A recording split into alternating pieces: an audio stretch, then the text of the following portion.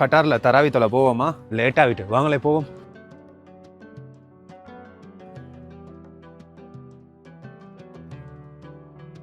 இன்றைக்கி பேக்ரவுண்ட் மியூசிக்கெல்லாம் இருக்காது, ஓதுறதை கேளுங்க.